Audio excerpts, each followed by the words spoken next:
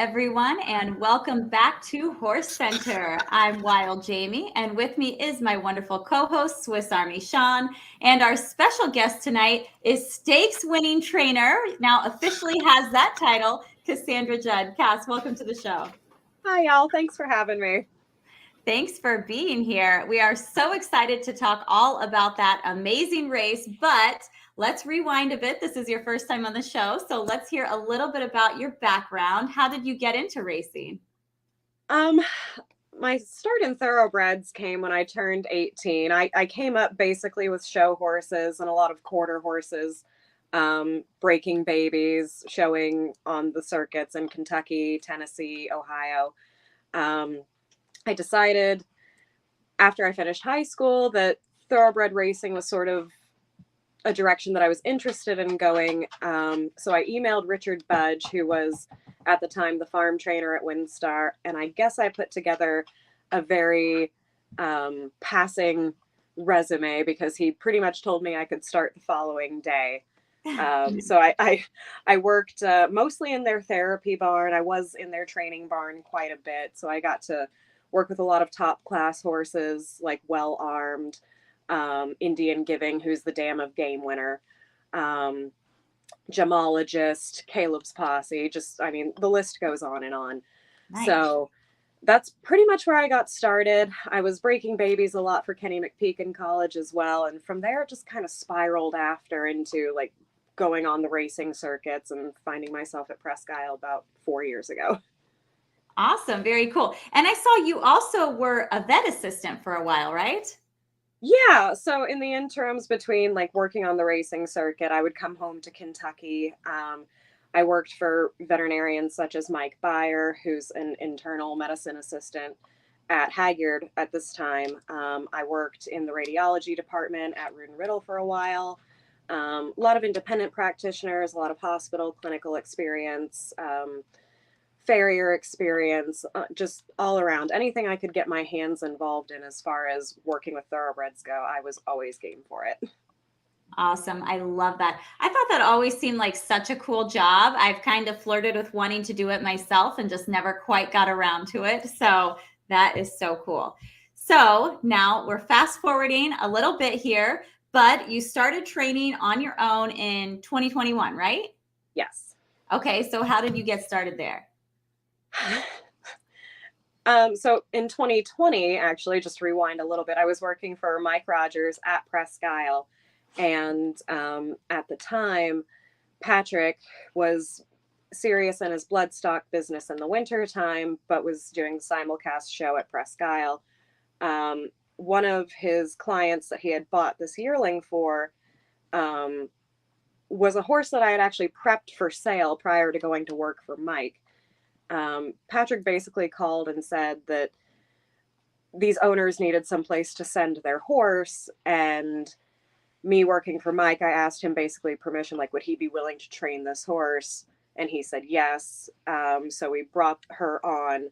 After I left Mike, I sort of just took that horse with me, and she was my first horse in training, and it spiraled from 1 to 3 my first year to 6 the following year, into what it is this year.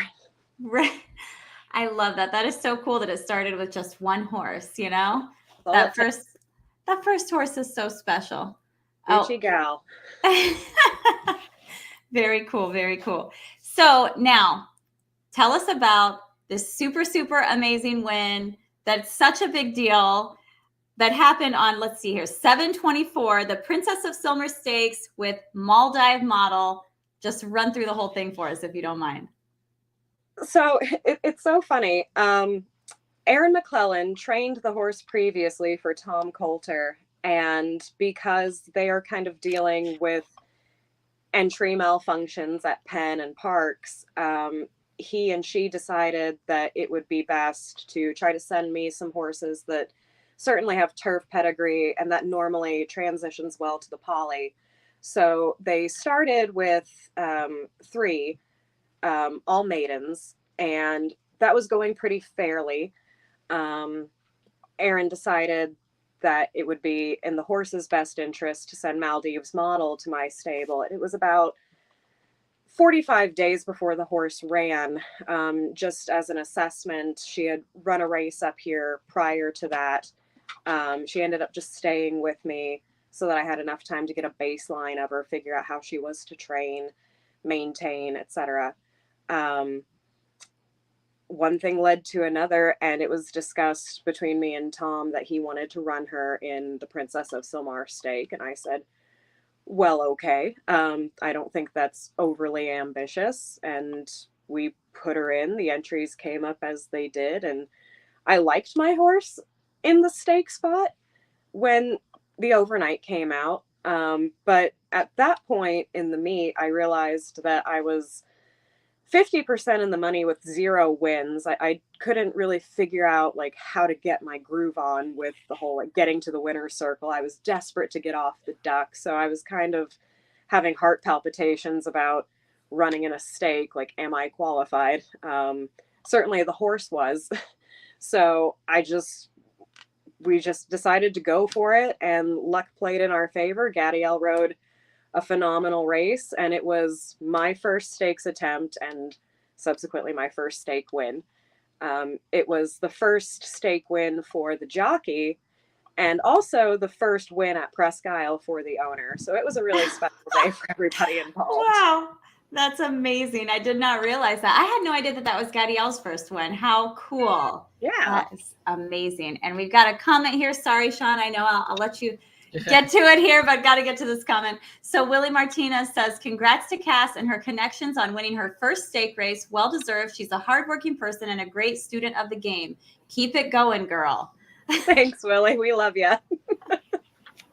Yeah, so I wanted to touch more on the managed model story because I actually talked to Aaron today too and said exactly what you just said. But how often, I mean, you guys both did what's good for the horse, which is what is the great thing. Not all trainers do that. How often do those kind of things happen, though, where trainers work with each other and do something like that?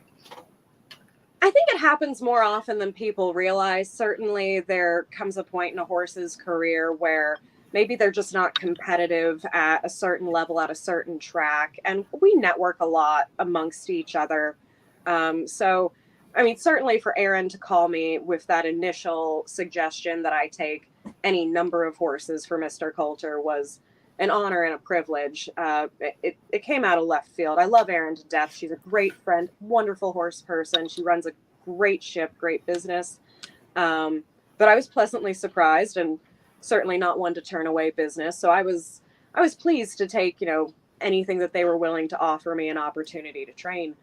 But I mean, as far as how often it happens in the by and large, I would say that it's not terribly uncommon.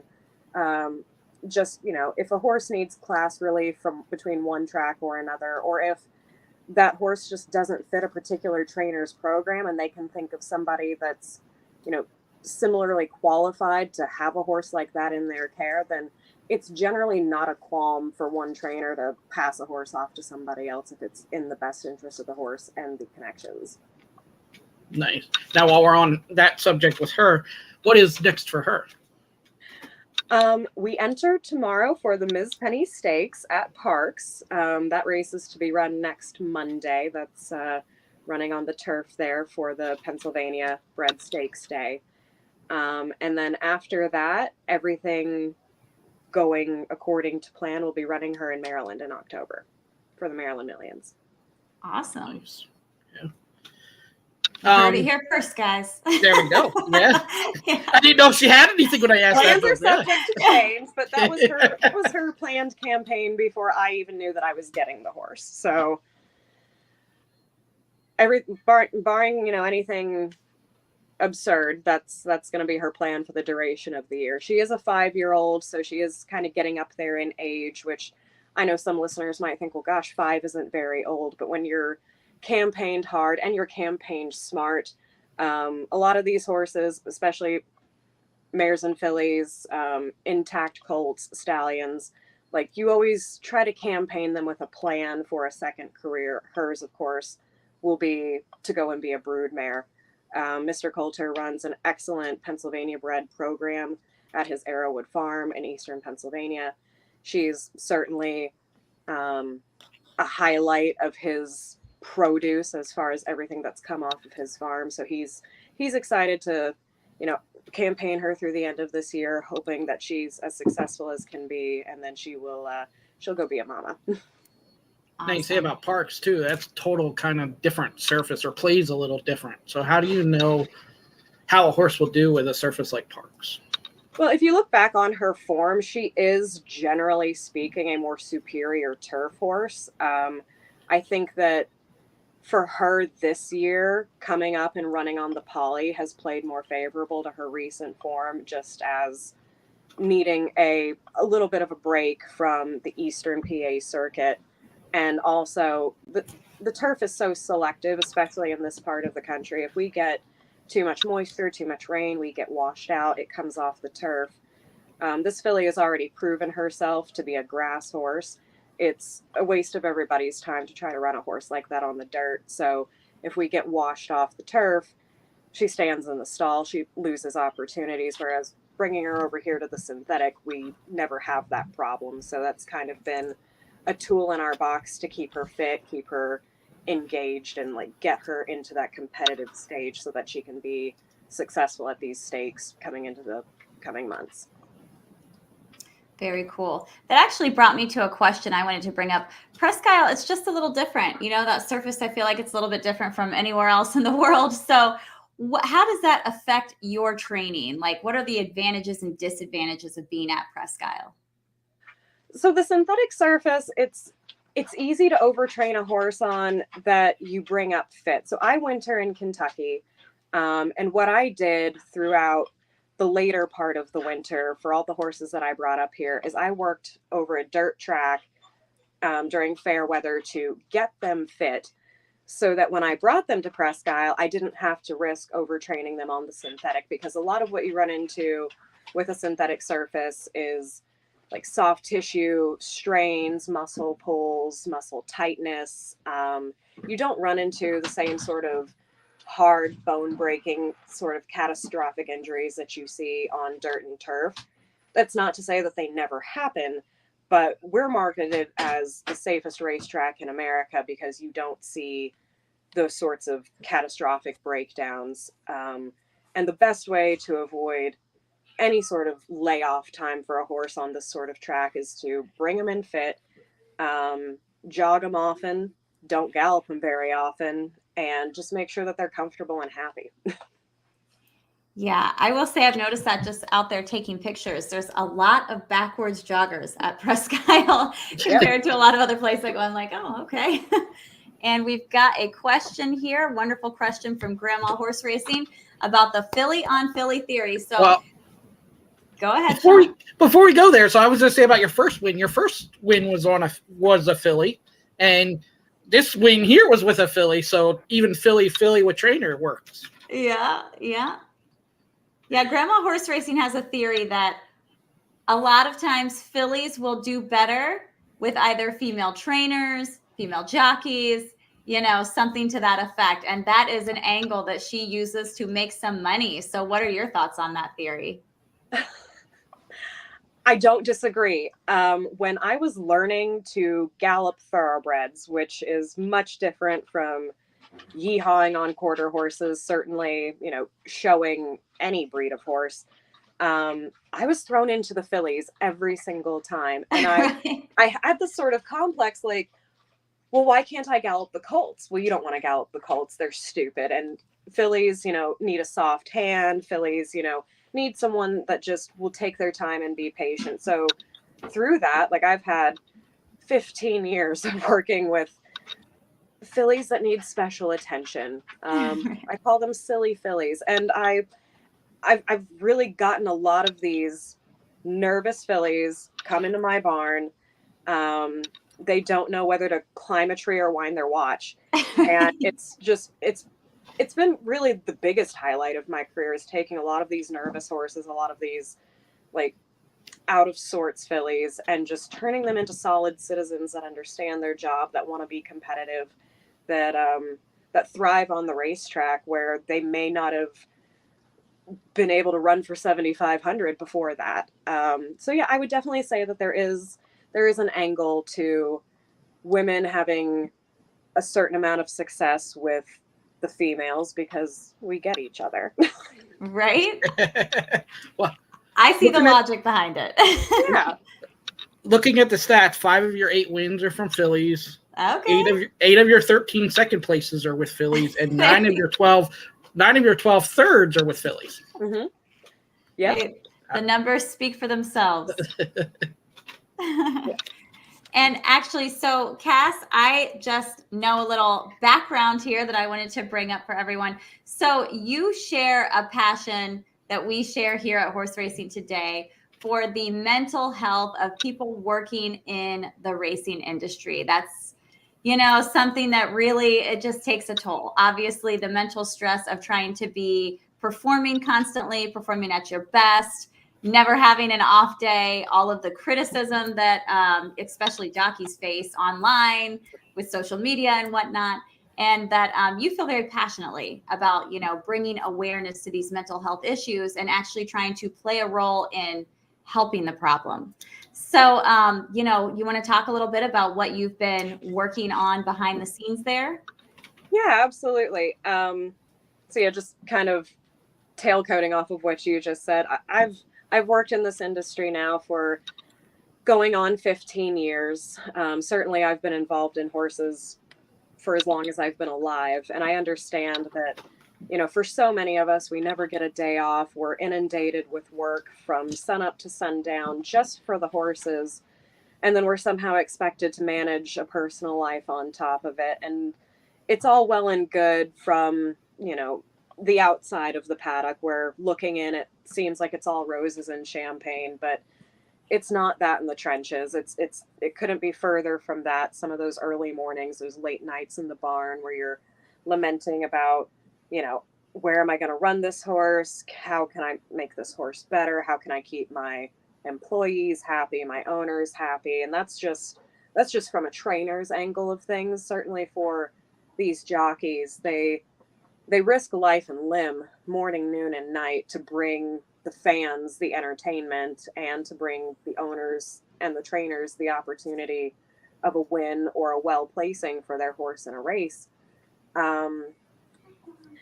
Early this year in January, we lost Avery Wisman, who was a dear friend and a wonderful jockey here in the colony at Presque Isle last year. He won the Carl Boyce Stakes with a horse named Surly Furious that was trained by Glenn Wismer. And when Patrick and I found out about his passing, in the midst of all the grief, I was discussing with Patrick, because he's sort of the unofficial assistant director of racing here. He speaks a lot with upper level management here at Presque Isle and with Churchill. And I advocated that we should name a stake in his honor. So we got to do that this year with the Peach Street stake. And I kind of wanted to use that as a tool to bring awareness to the community, both locally and abroad, that these guys need our help. We need to end the stigma around mental health in every facet, but especially with these men and women that work so hard for us every single day for oftentimes no money in the mornings, and more often than that, little money in the afternoons. You think about it, there's a very small percentage of jockeys in the world that make the top money. The rest of these guys and gals are living hand to mouth. And it takes a toll on them mentally, certainly physically with the dietary restrictions, emotionally. Oftentimes they're training, or riding far away from their families.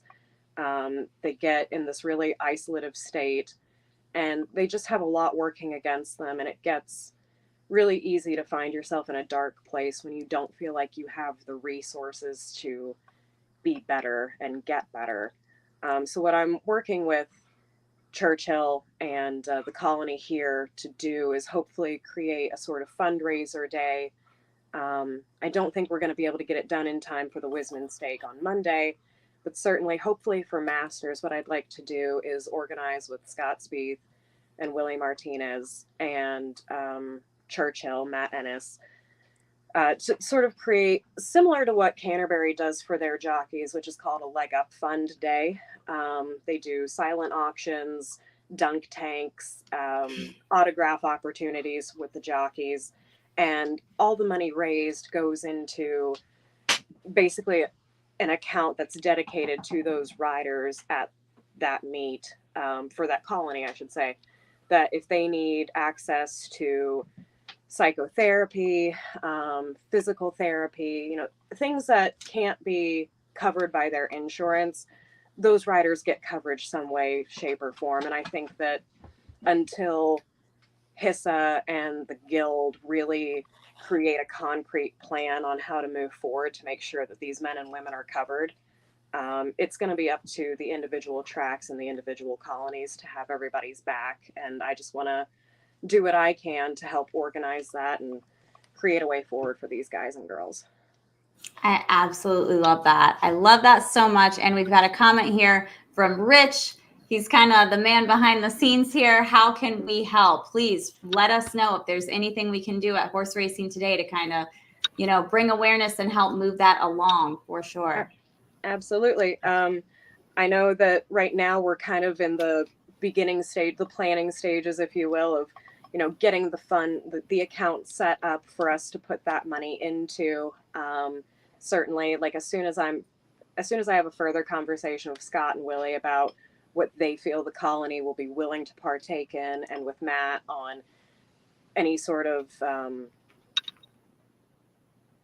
a donation match that Churchill would be interested in. And I did talk with Matt Ennis today, who's the director of racing at Presque Isle. He did say that he feels that Churchill would be willing to match or contribute to the fund in some capacity. So I really look forward to speaking with them and sitting down and creating a more concrete plan. But certainly, like, marketing for an occasion like that in any facet would be a tremendous help. And yeah, I'm really excited for it. I think that this is sort of, it's a niche of the business that gets overlooked a lot because we as racetrackers are a pretty hardy, durable person.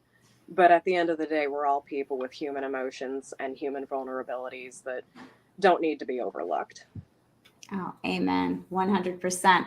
And we've got a comment here from Willie Martinez. We really appreciate your support for the jocks. We will try to put this thing together ASAP. I think now is the time, no doubt about it. And I have a personal request. I love the phrase that I heard, dunk tank. I think that for sure needs to happen. We can make it happen. It's going to be a big hit, I can tell you. That's where we can send the Twitter trolls, Sean. We'll be like, there you go. Take them out. Yeah. dunk your jockey. Yeah, there you go. There you go. Let's make it fun. Well, what I say is I challenge each track. Let's do that twice a year. We have ostriches races. We have people dressed up as dinosaurs racing. Why can't you can put all the effort into that and get the fans out? Why can't we do this and make it for a good cause too? Yeah, absolutely. For sure. Yeah, even if you want to do the ostrich races and stuff, let's do some kind of donation like Cassidy's talking about too. Yeah. Well, what I love about Patrick, he works so hard to bring a crowd to the races at Presque Isle every single day. I think it was either last year or the year before we had a T-Rex race, and that was a massive turnout. Like, you couldn't get around on the apron. You were elbow to elbow fighting for your life. And it was fantastic. I mean, I can't imagine the amount of money that they raised that day. There were so many kids. It was entertaining. I think we had wiener dog races too. Yeah. Like, just anything to get the people out, because, it's real easy to sit on your phone or sit behind a computer screen and you read an article about, some dismay that's going on in our industry, and to see all the haters in the comments. It's like, the true fact of the matter is the majority of people aren't like that. The majority of people, they come out, they like seeing the horses, they like interacting with the jockeys and the people. Like, Patrick has people coming up to him left, right, and center. Tell me how to pick this race. Like there is an interest in the vast majority of the public in this country for racing. Do they have the access and the knowledge of the sport the way that a professional does? No, certainly not. But I think that as long as we can create an avenue of education for them, then we can continue to grow that populace. And once they realize that their money, their time, their investment is going into a worthy cause, such as supporting these athletes, then I think that's only going to help build fuel to the fire. Yeah, absolutely. And we got another comment here. Sorry, Sean, from Jack Fate. I'm in for another jockey contest. Donate the proceeds to the cause. Maybe I'll make it longer than 3 days. Yeah, absolutely. But the problem is, and we're growing a little bit, but we would, and I know because I'm a bettor, so I know we get 100 to 150 people when it's free, and then we do $10 and do it for a good cause, and we get 20 people. So we need people to step up a little bit. Yeah. Right. I mean, Yeah. if you continue to keep admission free, like so many tracks, like you don't pay an admission to get in, except for like special occasions, like if you've got like a headlining music or musician piece going on, whatever, like then yeah, like I understand, like you want to charge a little bit of an admission to get your money back for the cost of bringing in, I don't know, Patrick talks about the Clarks all the time. That's not really my niche, but you know, keeping admission free and keeping everything accessible, like once you're in the gates, once you're witnessing the racing, then next thing you know, like you're going from 20 to 150 to 300 to 500 people. And then, like I said, you're standing on the apron and you can't breathe because there's so much heat coming off of everybody. Right. Absolutely. So getting back to you as a trainer, what do you think your strength is as a trainer? I heard the saying one time, and I can't remember who to give the credit to on it. But they always said, training horses is easy, winning races is hard.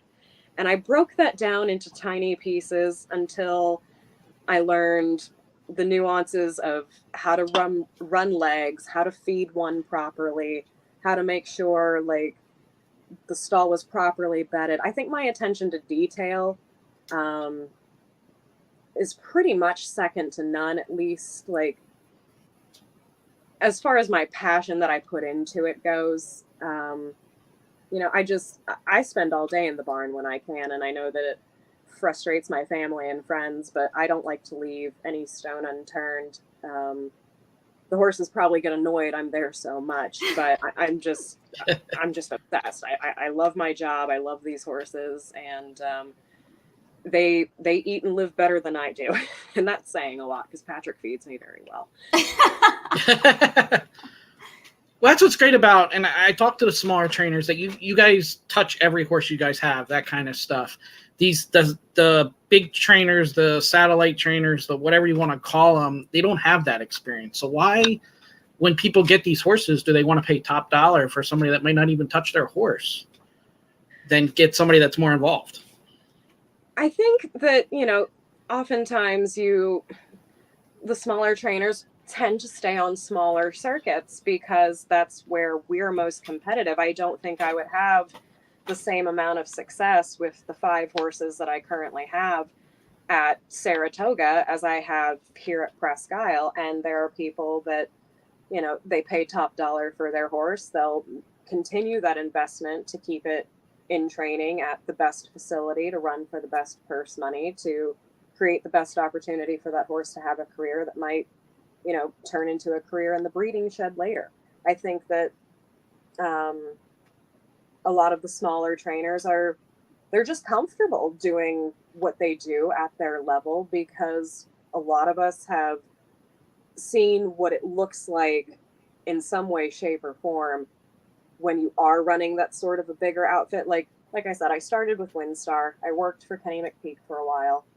I worked for Brunel Roan between Tampa and Canterbury. We had, I believe it was 84 horses when we got to Canterbury. We were in 3 different barns on the backside there. And I love Brunel. I loved my time there. I would do it all over again if given the opportunity. But I could never, I could never be a trainer with 84 horses in my care because, first of all, the overhead is outrageous. The cost to feed them, the cost to pay your help, it's a big headache. And I think a lot of smaller trainers are just happy staying small where it's controllable and they get to like pay closer attention and keeping that quality, the quality in their work at an all-time high, as opposed to risking compromising that to get bigger. So for people that want to put their horses with a stable like Chad Brown or Todd Fletcher, what you have to remember is, yeah, they may have 500 horses in training, but that's spread out across tons of barns, at tons of racetracks, with tons of very qualified help and very capable assistants. And they travel too. They see their horses. Yeah, they may not put a hand on 4 legs per horse per barn per day, but they're sharp enough and they've got good enough help in their corner that that's not always the priority. Like, they're running a business and they have people properly managing it with them. Yeah. So you said you had 5 horses. This is becoming my favorite question for trainers, is talk about their characters in the barn or personalities in the barn.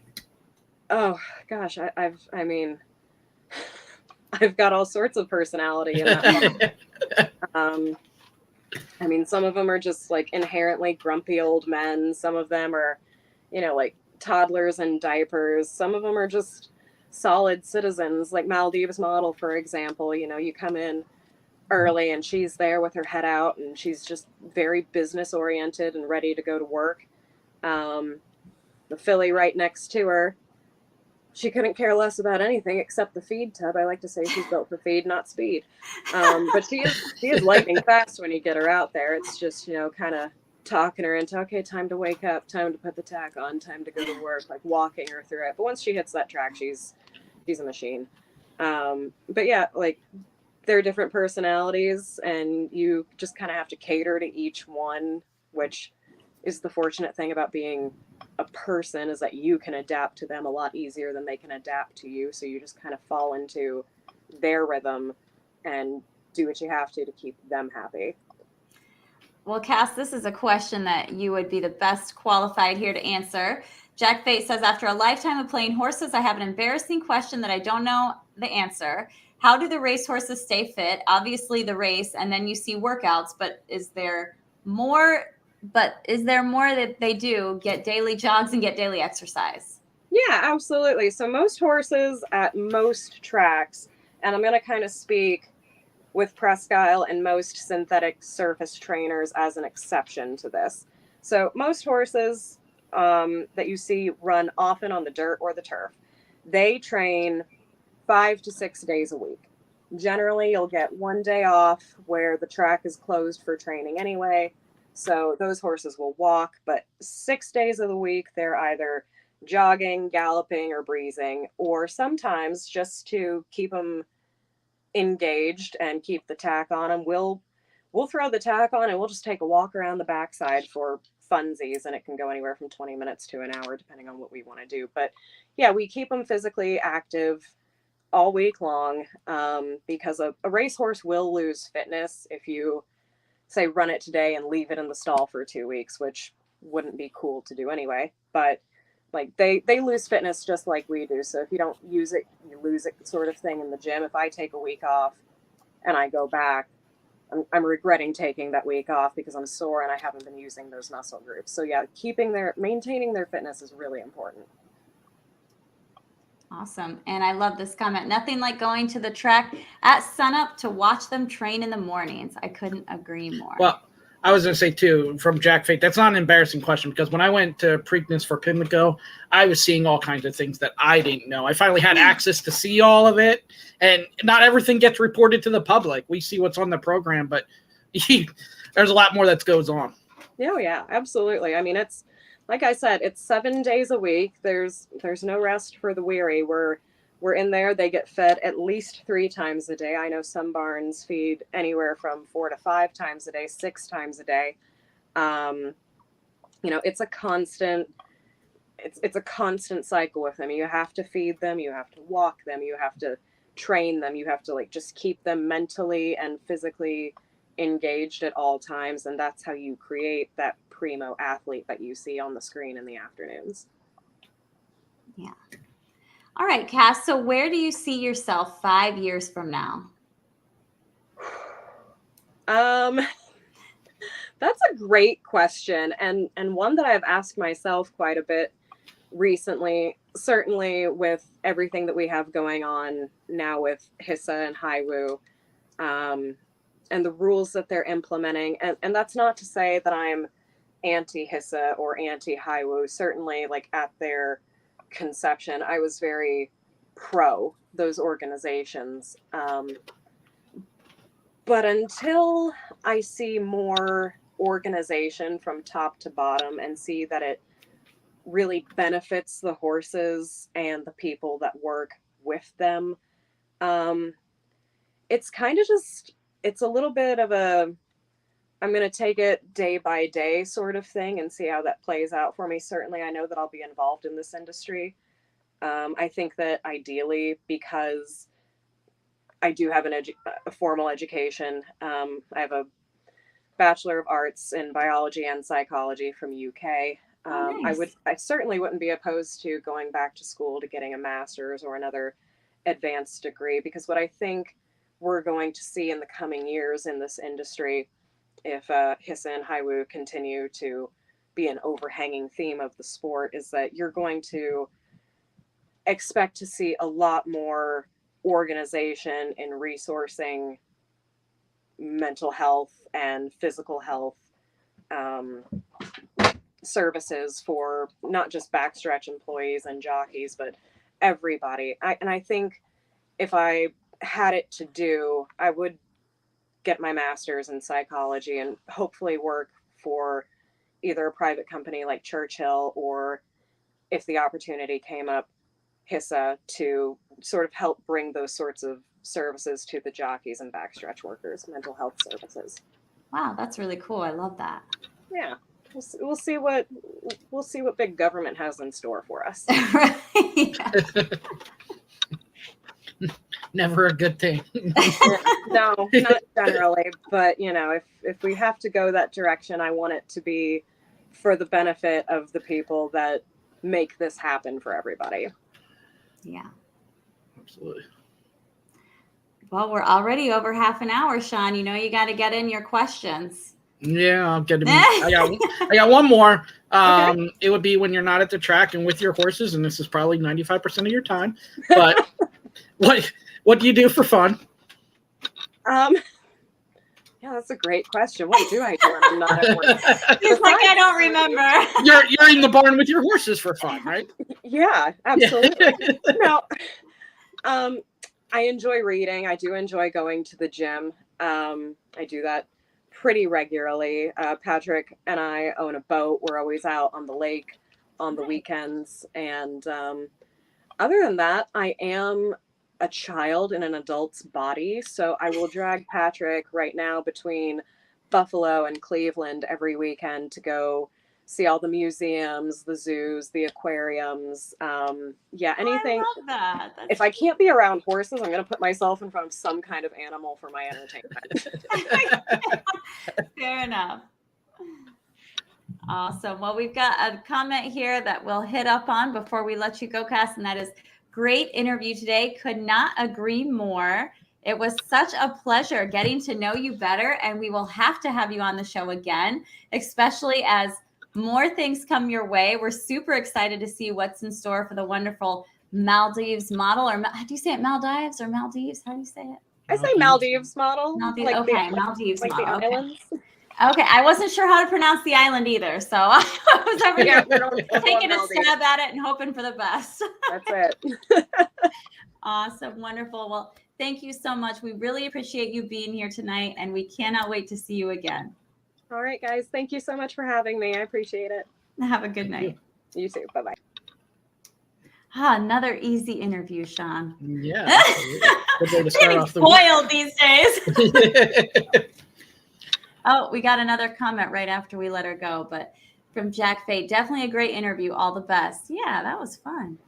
No, but I think I'm glad too. I want to say that Jack asked that question, and he doesn't need to be embarrassed, but it's good that people ask those kind of questions, because I got to tell you, like I said, when I went to Pimlico and Parks, I'm seeing stuff. I'm like, I've been on horses all my life. I've known people. Well, I'm starting to get to know people, but I didn't know all this. So it's great to let the public know, because what you read in the program is not everything in the box at all. Yeah. And see, it's hard for me to even think of these things, because I was literally born in the industry. Like, my first day on the track, I was 6 days old. So it's hard for me to think of, like, oh yeah, people don't already know this, of course. No, and I think sometimes people are afraid to ask the question. You know, Right. they don't want to be embarrassed or be that guy. Well, how don't you know that? You've been betting on horses for how many years? But it's not, if you're not at the track, and even if you're at the track, you're not on the backside. You don't know. Oh yeah, 100%. It's a totally, like, I feel like what you see in the program or whatever, watching the races, whatever, is like 5% of everything that goes into getting a horse somewhere. Because at the Preakness, I mean, all those horses, you know, I went Thursday, Friday, and Saturday for FanDuel TV, TVG socials, and the horses hit the track every morning. Yeah. You know, you don't know that, but they've hit the track every morning. So, yeah, absolutely. And if they're not, you should be concerned. yeah, then you don't want to bet. Right. Awesome. What else have we got going on, Sean? So tomorrow we will be back with jockey agent Jordan Miller. He's got Sophia Vives and Kazushi Kamara, correct? Right. Did I pronounce that right? Okay. I don't know. I need to make sure. That's how I would pronounce it. But I am going to I'm going to double check with Jordan and make sure I'm saying it correctly Okay. before the show, because I'm not 100% sure how to pronounce his name, but he's an absolutely phenomenal jockey. Absolutely kills it. Obviously in Canada, also spent some time in California, and Jordan does a great job with him. And of course, Sophia, friend of the show. So we will have plenty to discuss with Jordan tomorrow. Well, and that's another good question. And I believe it would just be Woodbine, but he's just Sophia's agent for Woodbine, correct? Not Parks, right? I'm not sure. So we'll ask him tomorrow, but that's another question as the public. Most people would just think he's... You know what? I think that he is her agent at Parks as well, because I know that he drives with her sometimes. Oh. So why would he be driving her back and forth unless, you know? So but sometimes that happens too, where a jockey has different agents at different tracks. Oh yeah, absolutely. Not everybody knows that either. So yes. We'll get into all that tomorrow. So yes, we got that, and then Wednesday, trainer George Bryant returns. The last time he was on for over an hour. I believe you watched the show and said, "Hey, next time he's on, and he's then coming I got on to my do one with him." Yes, he's awesome. Yeah. And he had, he's been through the cancer thing. He actually had it again. He beat it again. So now he's back to winning races. We'll check in on him on Wednesday. So he just has an incredible story all the way around. Wow, very cool. I'm so glad that once again, he's come out on top and is thriving. So very, very much looking forward to that interview. Yeah. And then the guys will be back tomorrow too. I believe Horseshoe Indianapolis, but that's Tuesday. But I believe that's what they're doing. I think that's what Rich told me earlier. So, yeah. I'm sure Terry or Rich will jump in and let us know if that is not correct. Either way, they'll be here tomorrow. Yeah. Stay tuned to find out, or tune in to find out, I guess. All right, wonderful. Well, we hope that we will see you tomorrow. Oh, Terry says right. Okay, there you go. I knew it was coming. So. All right, so we hope that we will see you tomorrow for that show and for the fabulous interviews going on later this week. We hope that we see you on all the social media. Please do not forget, subscribe, follow, share. It's absolutely free to do so. And every time that you interact with us on social media, that helps us. So help us help you, right? Absolutely. Wonderful. But no matter where we see you, we know we will see you in the winner circle. Good night, everyone.